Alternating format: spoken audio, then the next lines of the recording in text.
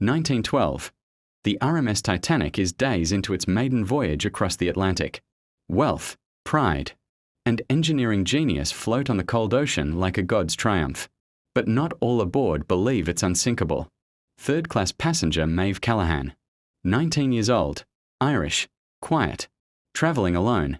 She dreams every night of water, of screaming in the dark, of footsteps pounding in corridors that go on forever, of doors slamming shut just before she's pulled under. She chalks it up to nerves. But one night, Maeve wakes at 3:04 a.m. Not from a dream, but because something is knocking from under her bed. Not hard, not fast, just slow, deliberate thuds, like someone trapped beneath the floorboards.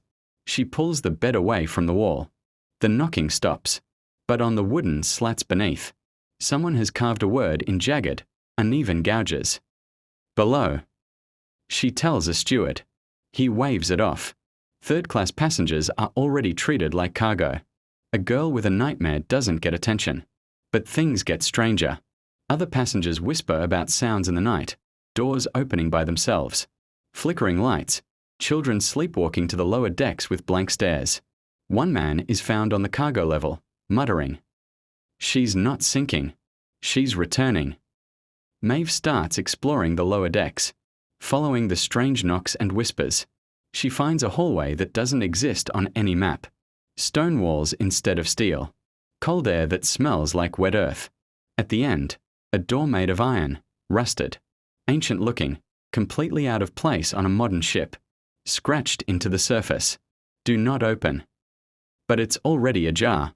Inside, an empty room, except for the floor, which is wet, as if something just left. She stumbles back. As she turns to flee, she sees someone, herself, reflected in a pane of glass. Only older. Mouth open. Eyes black. Drowning. She wakes on the floor. It's morning. The hallway is gone. That night, April 14th, 11:40 p.m. The Titanic strikes the iceberg. But down in steerage, hours before the impact, people swear they already heard rushing water. Maeve is last seen heading back toward the hold. Witnesses say she wasn't running away. She was walking calmly, whispering to herself.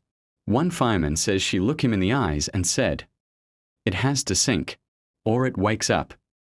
Maeve is never found. And deep beneath the North Atlantic, in the wreckage of the Titanic, there's a door no one can explain, covered in rust, still sealed. And every year on April 14th, deep-sea sonar picks up tapping from inside the hull. Just 3 knocks.